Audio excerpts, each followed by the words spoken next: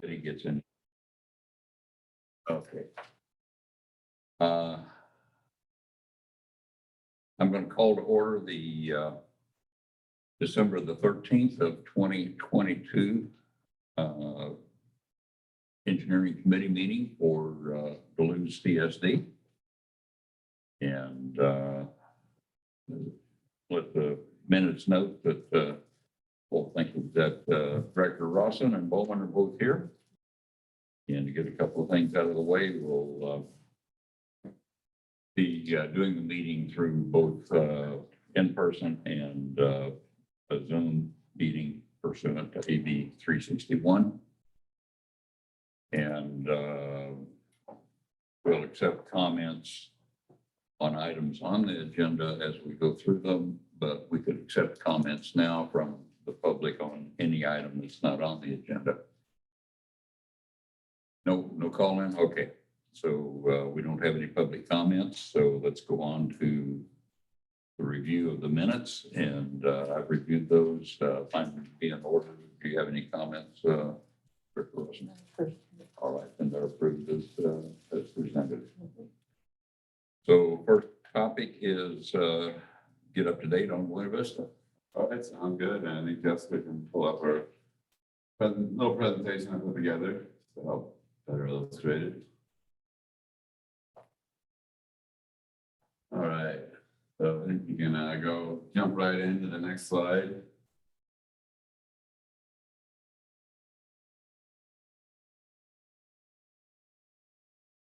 Okay. So the one.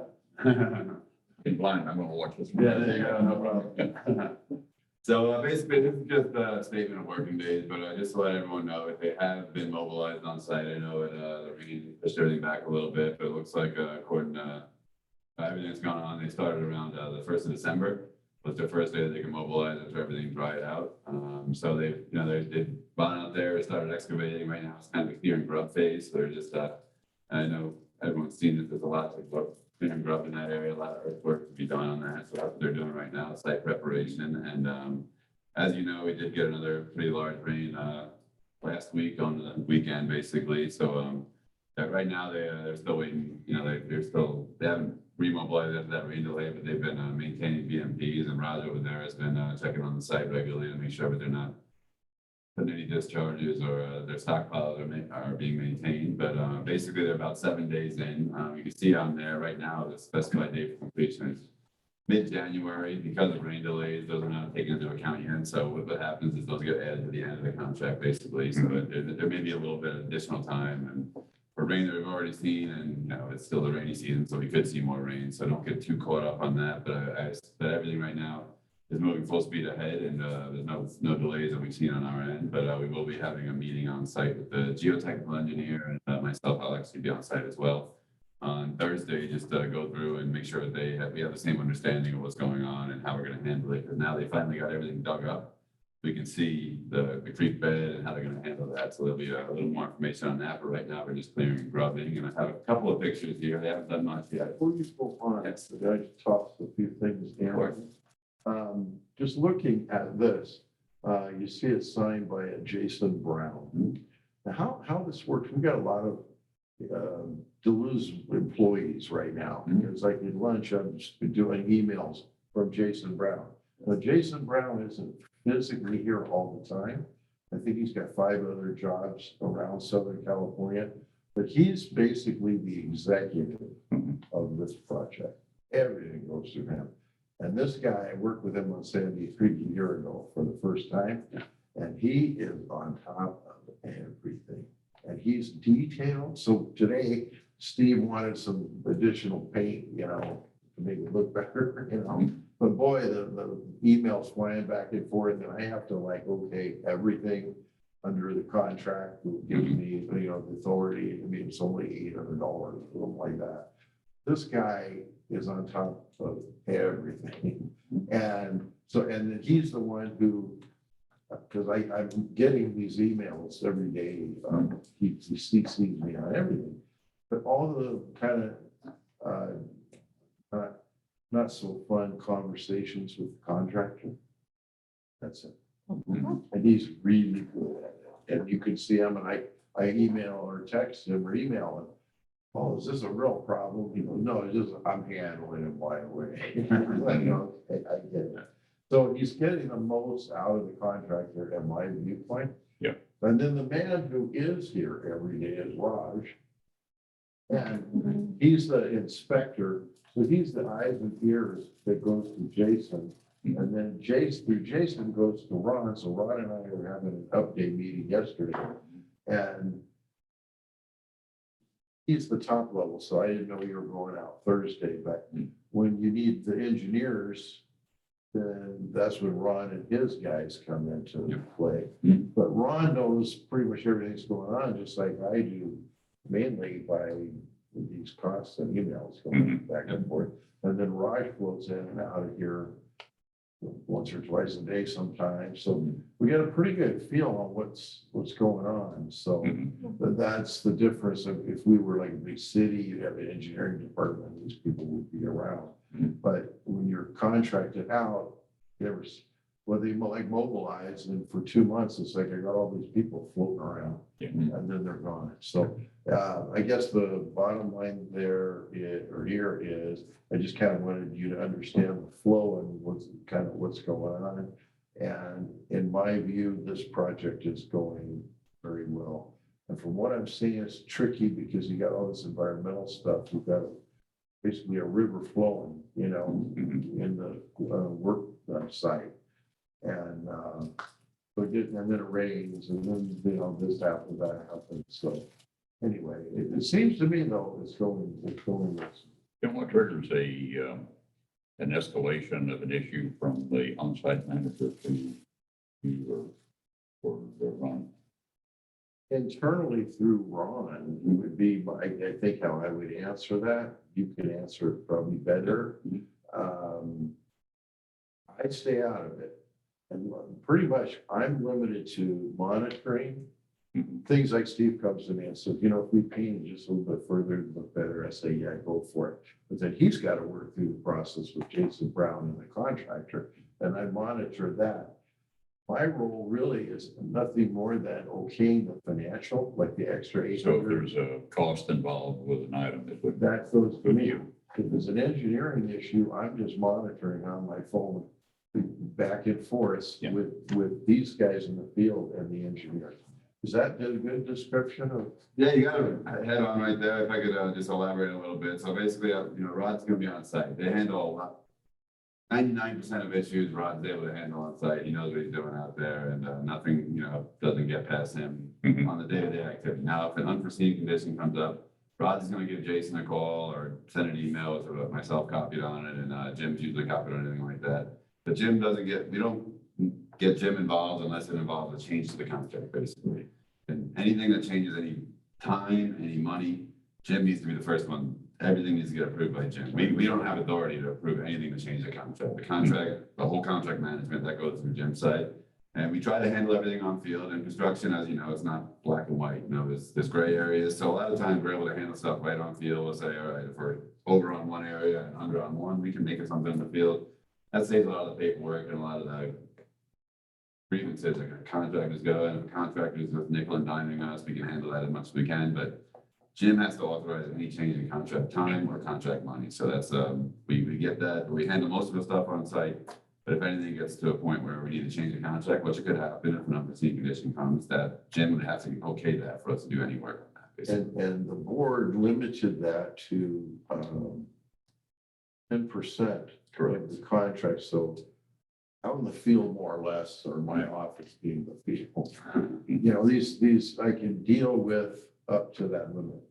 If it exceeded that, or it was a time issue, or some contractual thing, like I've seen some emails going back and forth, they're not on the same page, they're negotiating. Of course. Anyway, if that exceeded the authority that's in that you granted at the time you approved the contract to my position, if it went over that or looked like it was going to go over that, or there was some contractual problem, we'd be doing a special meeting. Yeah. And then we take the issue to the board, and you guys would have to decide. Make a decision. And there are defined milestones that require approvals to go forward to the next stage. Correct, and the whole change order process, basically, that would have to go be done, but right now, as Jim was saying, he was mentioning the 10% contingency, we authorized that because we never know what's gonna happen in construction, so that money's already been kind of approved by the board, if needed, we don't like to dip into that if we don't have to, of course, but if something is seen, rather than delay the construction for that, we did authorize that 10% contingency just to cover all bases. And in your next report, we'll be getting a little deeper into that about a change order. Correct. Yes. But yeah, just, so Jason puts these together every week, and you can see it was 23 contract days, starting with 30, they've done 7 now, so, he monitors that, but, again, rain delays might add a little bit of time to that deadline, but Jason keeps track of it through this on a weekly basis, basically, so, we can go into some pictures here that I've seen, as I said, they just kind of get started, but next slide here, as you've seen, this is what we've all seen from the beginning, it's just a giant hole out there, which is it's amazing that they're doing that. And the pipe always amazes me every time it's still standing out there. Things made of not something special, but that's what they're dealing with right now. This is much more of a complex project than we're typically used to seeing. That's what elicited kind of the meeting that before they get going, they wanted to make sure that the engineers have approval on everything. So that's why we will be having the geotech engineer and myself out there on Thursday, just to make sure that they're moving in the right space, especially with environmental requirements and everything. It's rather, and that's one good thing I will say about this contractor.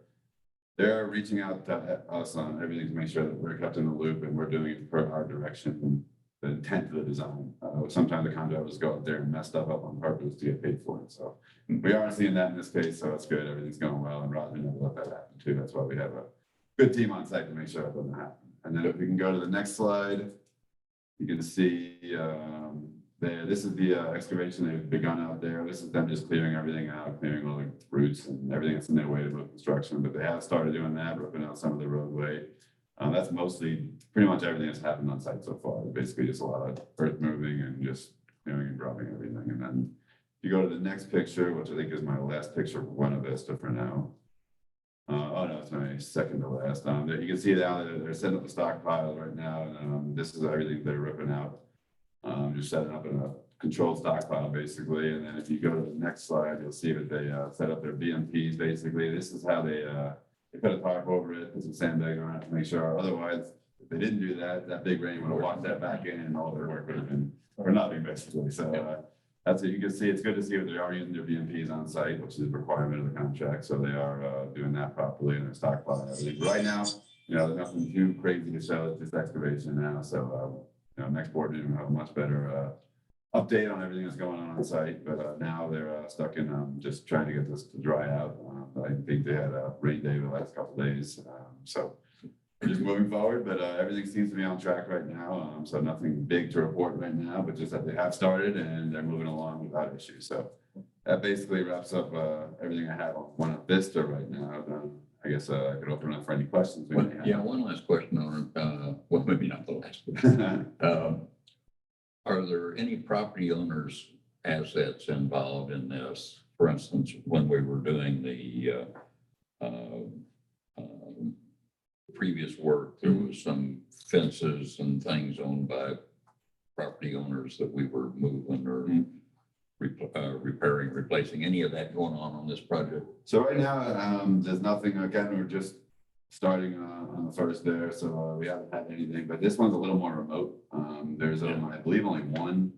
Raj can correct me if I'm. There's 2 properties out there that are adjacent to it, and it's kind of a little bit farther out, away from their properties, but there's not really any specific. One will be there. Yeah. One is not encroachment Okay. and one is further out. So Yeah. we'll have one. And the way we deal with that is the contractor, they've already given notices and everything, and they become available. If something does happen, of course, it's per the contract, it's the contract responsibility to place everything the way they found it, basically. Any fence that gets disrupted will be put back, basically, and but that's all covered in the specifications, that anything the contractor touches on private property needs to be replaced and need to have proper authorization to go on someone's property. Yeah, just looking at the gaping hole there, it looked like it might be necessary to get on some of the adjacent property to get around it and move Just material and sort of thing. Correct, yeah, just to get setting up the material and everything, setting up their equipment. So that's a challenge in itself, and just daylighting back so that you got that giant hole there, getting back to grade is a little bit of a challenge, but, anytime they're working on somebody's property, they need to get proper authorization through that homeowner, basically. They can't just be digging up someone's yard without. Okay, thanks. And I think, Rod, everything's been going great. There's Yeah, no, right now no everything's complaints. okay, but All right. Yep. pretty soon we'll be watching. Yeah, so we haven't started the crossing. Mhm. So, Good. And you'll present the same to the general board meeting, coming up, yeah. correct, yes. I guess we're gonna do that next week, right, on schedule. Yeah. Okay, so let's move on to item E, which is our rehab, roadway rehab. And you can just continue the presentation. I think we're gonna, while it's loading there, it's gonna start with another, one of the working day statements from the aforementioned Jason Brown. So you can see kind of progress. This one's obviously had a lot more progress. We're almost nearing the end of this contract. Yeah, I've been seeing some of it out there as I drove through. Yeah, they're doing a really good job out there, and they've been another good contractor that's been willing to help out wherever they can, and been open making any improvements to the contract. So as you can see here, we're about we got 40 days originally on the contract. I think there's still 15 working days remaining, but it looks like their specified date for completion is going to be around December 30th, I believe, is the revised completion date due to any rain time. But they're not coming, they're working well with under the contract limits, so they're doing a really good job right now, I believe.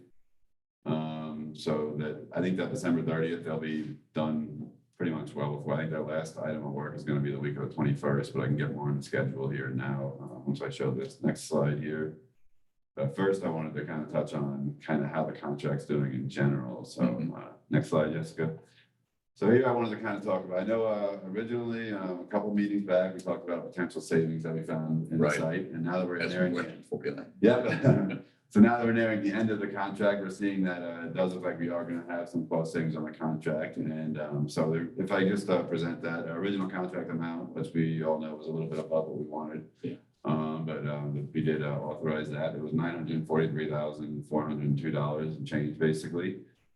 Based on field observations and just everyone being on site, we noticed some potential cost savings that we were able to put into effect, basically, which would be reducing the pavement section based on the geotechnical analysis. Once they dug everything up, the conditions, they found it was a really solid base material because of how rocky the material is in Duluth. So because of how good the material was, they were able to reduce some of the sections there, and that allowed them to not only to reduce that section, but expand the limits of the full repair, rather than some areas where we're just going to do a minor patch repair here, a patch repair there, just enough. We were able to extend that, so we got a better repair within those limits of that project. So we're actually able to expand that limits, and also, based on that adjusted section, we still had a cost savings of, even with that added limits of repair, we have a cost savings of about a little over $102,000, which is a great savings, bringing that contract amount down. But because of that, I know that we mentioned this again a couple meetings ago about specific areas that were questioned on Avenida del Oro around Calle Capistrano. Right. So right when we started seeing, hey, we're going to be under this contract now, we did a great job. Rod up there helped them find some savings, and the contract was working perfectly.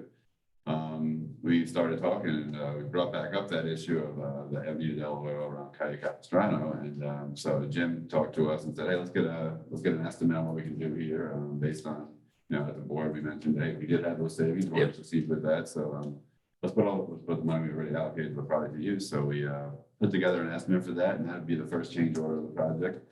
But you can see there was a change order for around a little over $73,000, and basically it's covering a good section of that area on Avenida del Oro. I think it's like a 500-foot section that was in pretty bad shape. Yes. So I'm glad we were able to include that in there. So we did get that all work in progress, and then we brought that up to Jim, and he was able to approve the change order based on a couple factors that we did already talk about at the committee meeting. We were waiting for this to see if we had the savings. So we were able to approve that change order, and I believe they're scheduled to go out there either the week of the 21st, either the 20th, around that time they're going to be out there. But that's still, they're able to add this additional work, not only under contract time, but under contract budget, but also under contract time already. So we're not even adding any time to the contract.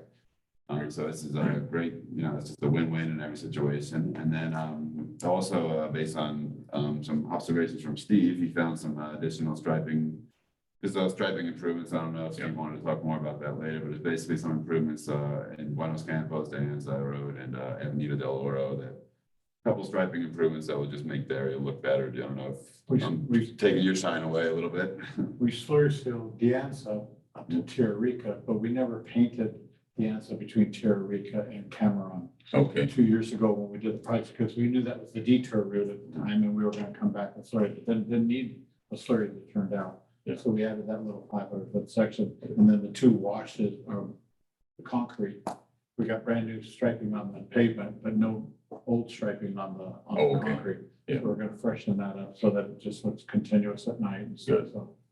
And the good thing about that is right now it says potential, but I just seen an email that authorized everything for that change order. So this one is moving in full effect as well, I believe.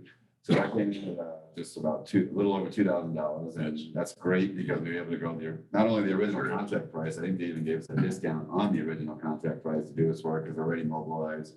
We already have all the material available. So if we were to do that on our own, I'm not going to say off the top of my head, that would be at least a $10,000 project.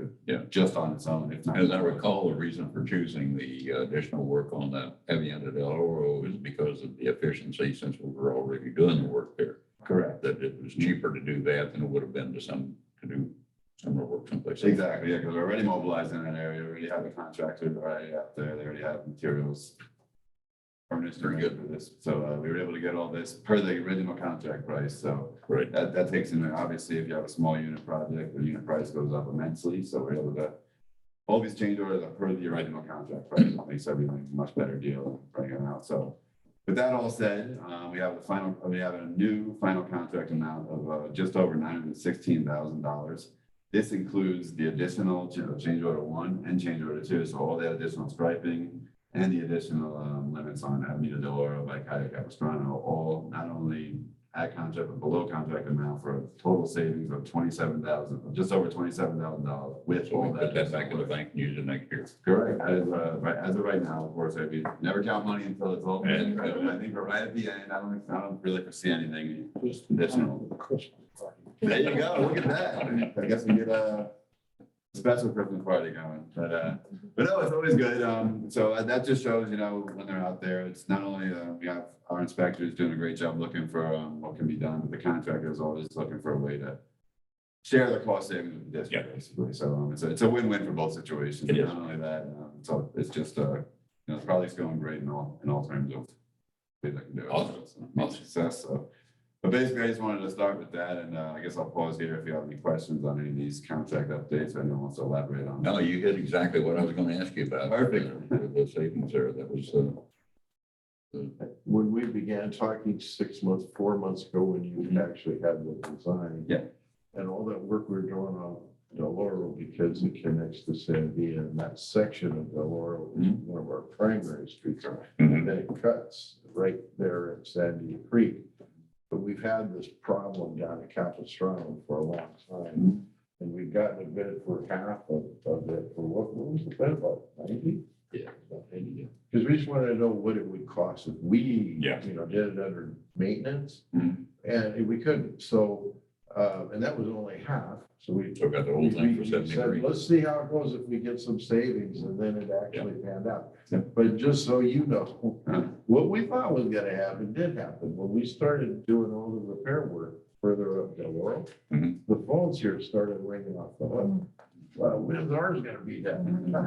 Well, yes, I could understand why people would be concerned why that money didn't go in front of their house. Right. But again, the answer is because it was so much cheaper to do that because we were already there. Exactly. So they're very, I think they're very, well, it's not gonna be till the 22nd, 23rd. And I told the folks here, when the calls come in, why are we doing this? Oh, it's our Christmas gift to you. So we're complaining it's only gonna be a couple days. So anyway, So no, so yeah, everything, as far as I can tell, is shaping up to be a very successful project where we're getting not only more than we wanted, but at a cheaper cost. So. Yeah. Great. Yep, that's best of both worlds. So with that said, if there is no other questions on the savings, we can move on. I have a couple of this. So right now, I know originally I showed you this map Yep. last meeting, basically. So The green highlights is everywhere that's basically been done. The only thing that's left, so all the paving has been done, all the slurry work has been done besides the additional work that we just added. Mhm. So that's all finished. Right now, as of December 8th, I believe, they did the first layer of striping. And then this week, I believe Friday, they're gonna be finishing up the striping and all the reflective pavement markers and just the final. So what you see out there, the striping is just the first coat. There will be a second coat going on per the specifications, and that'll also add all the reflective pavement markings and just a second coat of paint. So again, right, what's out there right now is not the final product, but it's pretty close. Just the paint's gonna be touched up. But right now, you can see, we'll go into some pictures here to show just kind of some of the limits that we've done since the last meeting.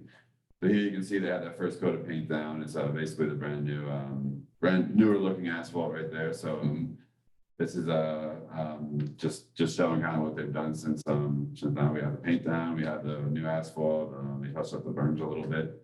And if you go to the next slide, here's again the nice newly paved roadway, basically, that new paint. But again, it's going to get one more coat of paint. And you can see that's, you got back over, that's the section that isn't done in the Right. distance there. You can see how, you don't even see the lines from here, you know, like that's only 100 feet away. Right, you can just see how much newer it makes the pavement look, and it's it's going to make that pavement last a lot The longer. folks that lived on that bypass detour for all that time will get a little bit of a reward there with a nice new road. Correct. And Yes. that's what we promised. So when Steve caught this, like, we need to make it pristine, because that's what we said we were going to do. So I'm glad that all, look, because it's more aesthetic, but that's what we promised. Now a new road with no cars. Well, it'll stay new for a long time then, Really right? happy about that too. Best of both worlds. Yeah.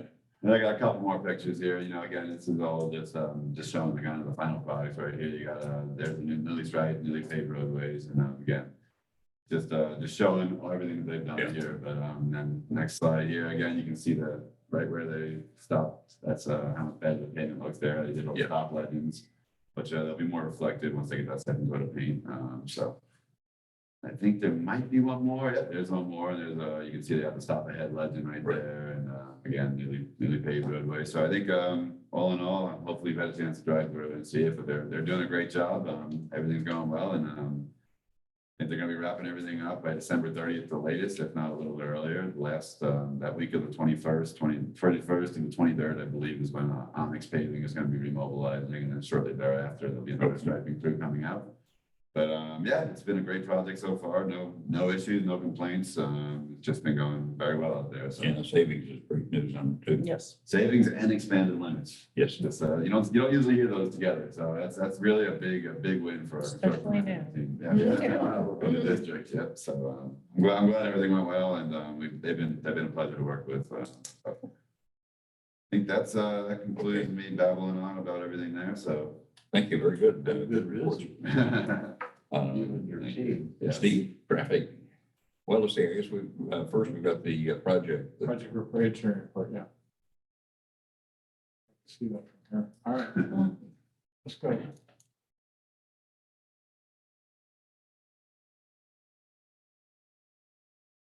So, okay, we're doing the last street to lose. Next slide. Reviewing the accident history, the shoulders, all that kind of stuff, see what enhancements might be. Of course, this isn't our road, but we still want to review it because our residents use it.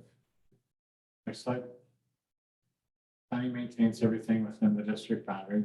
We have no responsibility or authority to make for improvements, but we did find some things, that were awkward, that we questioned.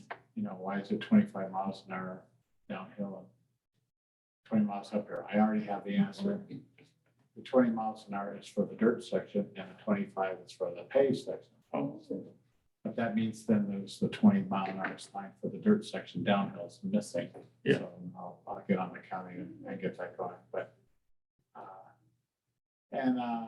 so we've got winding curves, all sorts of stuff going on down here. This is used by about 400 people a day, type of thing.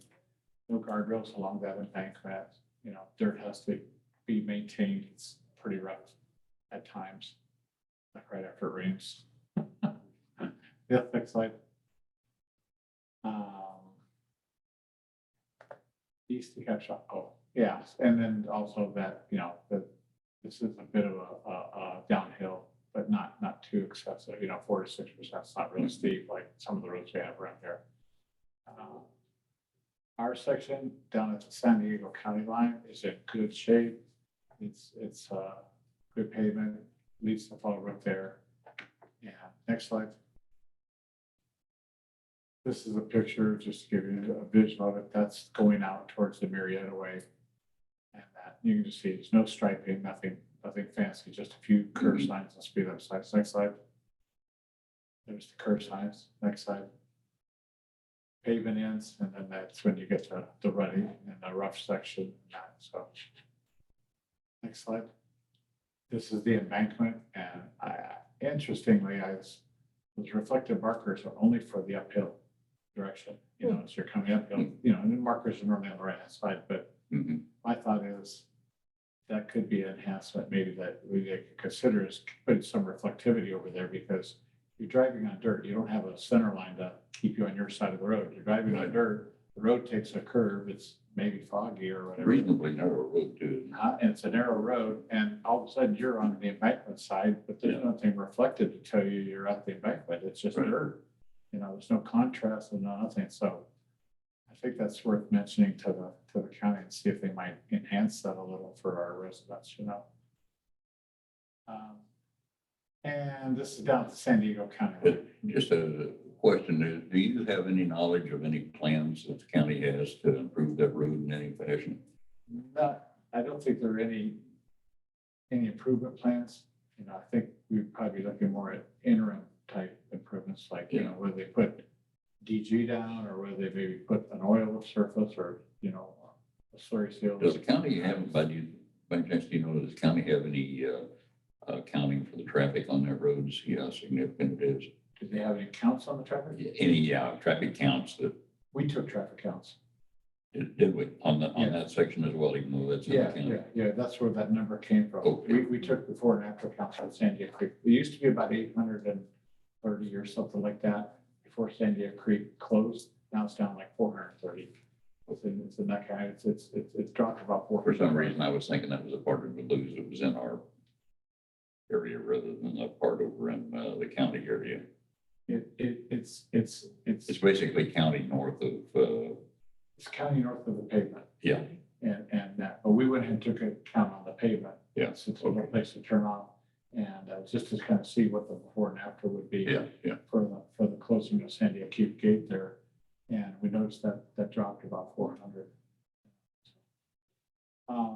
And it's the same thing, you know, the conditions down there, the windy, curvy section, no speed limit, low flow crossings that flood, you know, that kind of stuff like that. Next slide. So, you know, some thoughts are, you know, that we might want to consider do something to enhance the dirt, you know, maybe the reflectivity signs we talked about. We'll get this 20-25 mile thing worked out. You know, next slide. Maybe down the line, you know, your suggestion that maybe we can see if they can work towards a better surface than dirt road, you know. That's if there's that. So. That dirt road's in a lot better condition than the Camino Street road. Pardon? Yes, but that dirt road's in a lot better condition than Camino that's Street. meeting. Yeah. Much better condition. And I think they dropped some DG down on it about 2-3 weeks ago or something, because I went down it about a month ago, and then I went down it after that, you know, and so I noticed there was some areas that were pretty rough that are a little bit better, so Yeah. still not No. nice as you'd like it to be, but it's not bad. if anything to keep you from hitting a large rut, you know, bottoming out or anything like that, it's always good, Yeah, you know, so. Camino Street, I was on it a couple of weeks ago. Yeah. If no questions, I'll go into my traffic report real quick. Ron took all my items. It's like that. I have a couple of things. I did for Jim a complete drive around of all 86 miles of the streets. We hadn't done that for a while. And so I went up down every street, back and forth, both directions, you know, looking for everything we could do. And so you see the list of things that we're looking at when we're out there, just anything along the right of way that I could find. And so we gave TJ a nice list, You know, he said, thank you. I needed more work. But he's already, good news is that, I don't know what's to your report, but he's already probably knocked about most of it out. You know, and Yeah. there's well over 100 items that we found on the 80-mile street. So that's not bad, 1 item per mile. Yeah. You know, that's a good condition the roads are in, you know. So, One thing I discovered, I told TJ this, I don't know if you've written it. I suggested it. When you ride with this guy, that's why he did this. It's amazing what he sees that we don't really see, because he's trained. And you go, you know, he's writing these notes or look at this, or tell me when you see the stop sign. Look, and all of a sudden he comes into you. I should have been, you know, 40, 50 feet back. You should have seen that so that it goes on the maintenance list. So he hadn't done it in probably a year or something. Yeah. So I said, why don't you go out and run the roads? And when you know what you're looking for, I just sees it differently than we do. yeah, it just popped out. It's a gift and a curse. Yeah. Yeah. And it happens when you go into other cities that don't do a good job like you guys do. It's like, you know, you're driving, but it's like, oh God. Drive from the Drive district from into the- San Diego on San Diego Creek. There you go. Yeah, Oh, I've been there. Yeah. Yeah, that, I don't want to go down that hill ever again. I did it once, and that's not gonna happen again. So these fun things, like Jim says, that you find when you're out doing the drive around, then you find out that, you know, the water district's got a leak, so I give them a call, and they got out there the next day and got it repaired. Turns out we had about 6 properties there for a day that was without water while they were hooking up on that. That was on Duluth Road. Next slide. Yeah, okay, so this is the same thing, you know, water repairs. And we detoured the traffic for that. And that day, 13 people were without water. And that was, we probably have 2 of them here. You have a couple of them here and the ones that got the extra traffic. Right, yeah, that's right. They sure appreciate San Diego Creek being open. Jim already told you, Jason, you know, and Raj do a wonderful job. I met with them and I said, hey, what's wrong with that picture? You know, the road closed signs that are supposed to be up ahead of that stuff on the left-hand side where Yeah. the outhouse is, Yeah. are supposed to be across the road here because we don't want you to go screaming down that hill. And then the next thing you see is that K-rail. Yeah. You know, and that, so he got on the contractor and I don't know if I have the next day. There we go. And then the next slide, about an hour later, Very good. it's all in place and stuff like that. So that's the good teamwork that we got going out there on Ron's project, you know, with the construction team. So I think that's it. Then I'll answer any questions you have. No, you covered it pretty well. We had some kind of open items from the last session dealing with whether to put in speed monitoring triggered cameras on, help me out with the road. Yeah, those cut those. Yeah, those Yeah. are. Is there anything new on that? I did a little investigation on that. And I sent you some of the information that there is a company that produces the speed trailers, you know, that say your speed's 25, and then it goes off and flashes red and blue lights like a policeman pulling you over kind of a thing if you go over a certain threshold and all that. That's all we got. They also are coming out with, in the next month or two, they're coming out with a license plate reader type of thing that will maybe attach to that.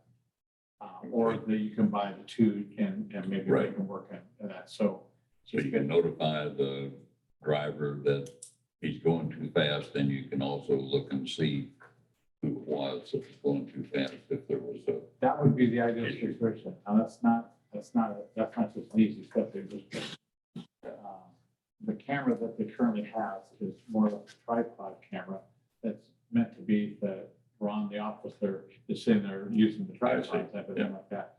Now we're having to look to see how we house something like that where it wouldn't be stolen.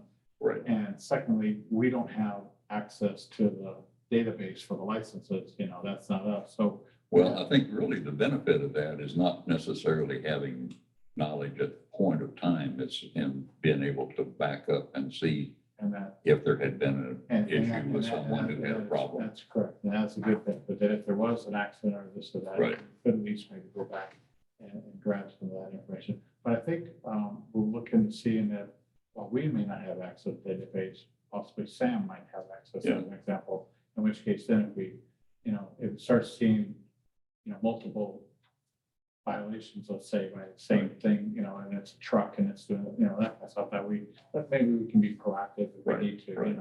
That, so the good news is it's not very costly. I mean, it's in the $5,000 or $6,000 range for Mhm. the license plate reader, and the other camera is probably about the same. I mean, so, you're not looking at huge dollars. I mean, the doggone trailer, the mount one is usually about 10,000 or more, And so here it looks like we might be able to get that equipment if we decide we want to use them. And if, like you say, if nothing else, it could just be a deterrent, because I'll tell you, Yeah. I'd like to get a video. I'm going to be out in La Quinta, and they've got the one that has the flashing red and blue lights. It is highly effective. Yeah. When you see that on, you think, oh my God, the cops just pulled me over, and then people are just jamming on the brakes. So I'll try to take a little video of it, because you go over the light, you see the ones that just have a little light, tiny little yellow letters, slow down, slow down, slow down. And it would just blow right past that, these red, blue lights going off. Within the last few months, Sam was asking if we had recommendations, I believe, for locating some of the sheriff department license plate readers. And so we might invite him to comment on that, whether or not they would be able to put up one of their solar powered pole mounted cameras out there for us. I believe they have them right now at Sandy Creek, right? Yeah, They're. Yeah, that's a good idea. Ask for more. They have the ones. I think he had mentioned that they had some available. Yeah, some had all been able to go and Rancho Cal, that kind of Yeah. stuff like that. So, yeah. So that's another way, that's kind of like an entrance outlet. where Yes. You can just, take that, so that's. If I can make a comment about that, that's kind of where I'm going to. So the president of the Santa Margarita Homeowners Association, his name is Bill Vogel, and he owns a lot of property up there. Ooh, the name. Okay, he owns a produce company, and he called me today because he wanted me to talk to you. His association wants to put some cameras up, flock cameras, on Carrancho, Los Gatos area. Good.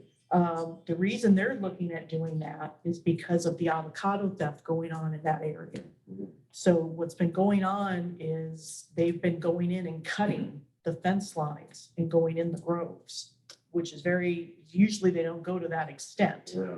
Okay, so he also knows the gentleman on Los Gatos that has the house Up at the top. at the top. Yeah. Uh-huh. And they wanted to know if we were doing anything about Los Gatos. They're interested in working with us on that. So one of the things they wanted to know is, do they need permission from the CSD or easements or anything to put those cameras up? And If it's in the road right away. I told them I would ask, but I would probably give them your Yeah, two yeah, yeah. emails, Yeah. and then he can contact you. So that's, Again, before we do and before someone else does, let's give the sheriff an opportunity to do that for us. Because and Sam had asked for recommendations. Right, right. well, Yeah. one of the things I guess he's talked to Sam Okay, at length. Okay, there's a new ag task force up there now. Of the By sheriff's with department. Deputy Ochoa is leading it. And there's going to be 5 agricultural people up there or that are going to be involved in this. I have Detective Ochoa's number and they want to know about this. So I'm going to email everybody Okay. about that. okay. It's hard for me because I'm not an engineer, so when I talk to Bill, but he's a client, so. He's a client and he knew, so I said, well, he goes, do you have an engineer? And so he said, well, yeah, and I said, do you want to come with? And he said, well, not yet, but he said, I'd be interested in seeing if they would help pay for it, if we need to help pay for it, maybe we could work together. Yeah, it sounds like we're all kind of doing the same thing, just in different orders. Yeah. And maybe we can bring it all together, because I was aware from Sam about this ag But, you Yes. know, that's not really CSD, sort in. No, But Mhm. maybe it's time to reach they, out they to kind them. of, want the thing, because they want, what's going on is I guess they're stealing the avocados and then going out over through to San Diego County or up, either or. Yeah. Okay, and so the big packing houses, they don't take stolen stuff, but there's a lot of small little guys that do. So they're trying to make sure they catch this and they, you know, and then even for our association, there's, you know, it's not that bad, the cost, we're looking at it. So everybody's looking at a way to figure out all the enters and exits on all 4 areas that would probably, so I'll email this. If we do that through the sheriff, there's one significant advantage, I think, and that is they're already into the database. Mhm. And so making it a seamless integration into the existing network would be much more straightforward through them. And they've got access to the right of ways and whatnot, put up the poles and that sort of thing. So there may be some combination, but maybe they're willing to just pick up That would be nice. the whole thing on it. You know, and being that their homeowners association is right there where Yeah. Los Gatos and Rancho comes, they're Right. really good. These guys are active and they even said that if, you know, if there's a problem with putting things on the road, they have some members that will say, hey, go ahead and put it on my property. No, that's great. So- That's good. Okay, so Yeah. do I have? Yeah, your that could email? easily fit into our concern about. Yeah, you can ask our names, you know. Jay Evans, S. Labrie. S. Libring, Mhm, YBRING, mhm. at Wildan, WILLDAN.com. Okay, and I have yours. And I'll email you and Sure. CC Bill and you guys can all commingle together. Yeah. Very good. You know, I'm thinking about kind of the calendar here. You know, I was supposed to, you know, have a minimal board meeting in December and it just keeps growing, and you're out of town. I'll leave it. And you told us that. I was trying to move the date, but there's some financial things that we can't, it has to be in a regular meeting. So then I said, okay, we'll have a quick meeting in December, this, 4 days before Christmas or whatever. There are gonna be a lot of people around. So anyway, what I'm thinking is maybe the report could be just the bullet points of what you're working on as the committee. Like this, we're covering a lot of ground here. Mhm. And maybe move this over to the January meeting in terms of just starting to talk about some of these. And we're really not in a particular solutions yet. Yeah. But the Los Gatos issue, in terms of the report you've given, this is the last street. But it's not over yet, because we've identified areas, you know, the ones we're talking about right now. Right. That could go on for months. Right. So maybe that would be the report, is that we're gonna push this over to January. And then in terms of the whole board, we can scope in on, you know, some of these things that really the board needs to know about. And then you could go into a lot more detail then. But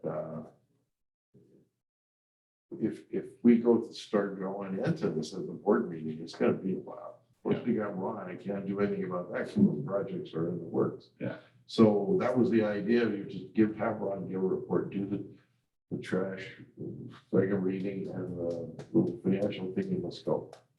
But now I can see this. And I really don't have much for January meeting anyway, so maybe we can just push that over. Do you want me to tease them with that video I'm gonna take next Monday? The flashing lights? Oh. Let's leave it for January. That'll be your, after the New Year's present. There you go. Normally, our committee report is pretty brief because you've already covered everything in the Yeah, pre-presentations, but I can include that in the December report just briefly, that we're considering some options and we'll report on it in January. and then you just hold these items that we're talking about today, you know, just, They know they're gonna, that Los Gatos is gonna take a while. These guys are mostly interested right now in getting cameras up. And so they're, so, you know, just so, what's your phone number, your office number? Office number? Phone number. 951, Uh-huh. that's my mobile office. Oh. 760-3140. Okay, this way he can coordinate with you. Most likely, that, we have motion cameras, and every time someone motions, it actually records it. And you can actually look at it on your phone, and we can actually share it. And Yeah, we have a tool that's really very cheap, very something you can start with. And then if it's something you want to step up into like higher quality, I mean, this alone does it. Oh. If you You know, but it's like an Arlo kind of thing or It's like, Ring it's like, or that. it's like that, but it's been off brand, but we've been using it for like 6 years now, and it's motion. So the motion detecting Right. is the coolest part, because, and you can also pick up conversations, and at night it's pretty good. Does it record on local media rather than having to have an You can do either one. Okay, The local media, you have to go pick up at the site. Yeah. The one that streams, you can see it on your phone. And so let's say you have one account, you can go and see like, you know. the problem is we generally don't have an internet connection. Remote location. Yeah. Or we can set up like a Verizon little. Yeah. Like, like tower. Right. Yeah. Yeah, that's a good question. Okay, thanks. that was my. 2 cents. Okay. Right, good. Here, let's do the field report. If you want to bring back some of the things that we talked about from each of the various streets and kind of. Yeah, especially this area we're talking about. Right, we'll start there. Because, there've been a lot of discussion items that have come up, but we say, we need to bring them back and look at them, I think. Okay. Let the committee have it. And maybe we can have a meeting with Sam in the meantime too. Right, maybe we could even have it at this meeting. Okay. Okay. TJ? Great, thank you.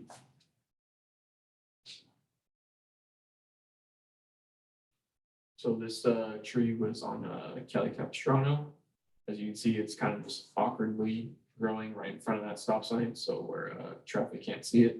So we decided just to completely remove that tree out of the way. Move that tree out of the way and Thank you. so we got that cut up out of the way, and then now cars that can see it. This was just due to last week's little rainstorm. Towards the end of Avenida Doro, like you're gonna go into the golf course, this tree was pretty much out of the ground and just holding itself up on another tree next to it. So this one cut down, Fall down. on somebody. Yeah, so we noticed that right away. We were just like, get this out of the way, took it down. Now it's no longer standing, so it's safe to proceed underneath. And this, we noticed when it was raining, the water would kind of just build up a bunch of mud. In this area, this is on Sycamore Base, by the way. It would just build up mud and just kind of flow down the street and into people's properties. Because there was the curb, there was basically none, so that's why the water would just come right into the mud. So then we built up our own little curb there with some temporary asphalt. And now we just went back during that rainstorm that we had a little bit on Monday, and it's flowing perfectly. It's not Oh, even great. going into the dirt at all, so it's flowing down the street as it should be, so. On Cali Carrizo, this was from the previous rainstorm we had. This was a lot of mud, pretty compacted in there, so we got that, Does this come off that property out at the end of the cul-de-sac? no, I think this is just off the hillside. I don't think this is off the property. But yeah, it just was all piled up right there, so we got that all cleaned up and blown off, so now it looks nice and pretty. And now you can actually see the, a little bit of the stop bar right there. But before you couldn't see that because all the dirt was covered. Some graffiti that we had, it's kind of hard to tell, but there was some graffiti on the curbing up on Crumley, so we matched the asphalt color, which is black obviously, and we just covered the white spray paint with the Oh, I see it. people. Yeah. Mm. There you go. So now there's looks nice and pretty again. I talked to the owner up there, and they like to do donuts in the cul-de-sac. Yeah. And then they like to put a little fire pit out there, Mhm. you know, something you want in a fire hazard area. And then you all sit around and have a little, you know, fire hose and things. So And, yeah, that was it for me. All right, thanks. Very good. Jim, anything for us on the, There was a meeting with the county supervisor last week, Friday, but I think I will wait for a few days and let Debbie report on that. okay, It didn't set the world on fire. It wasn't a negative meeting, but I would say it was about a mile of results. Mhm. I see. More kicking the can down the road. Yeah, yeah. Not on our part. So sure, she and Robert can report Okay, more detail. I think we all have our own views on it. I was a little disappointed, but Yeah. but you know, we gotta keep working it, so sure. that's what we're gonna keep doing. So Debbie will do that on the next week on She didn't that. have a report, so I'll just wait. Very good. Well, if we've covered everything on the agenda, then the meeting is adjourned. Thanks, everyone. Good.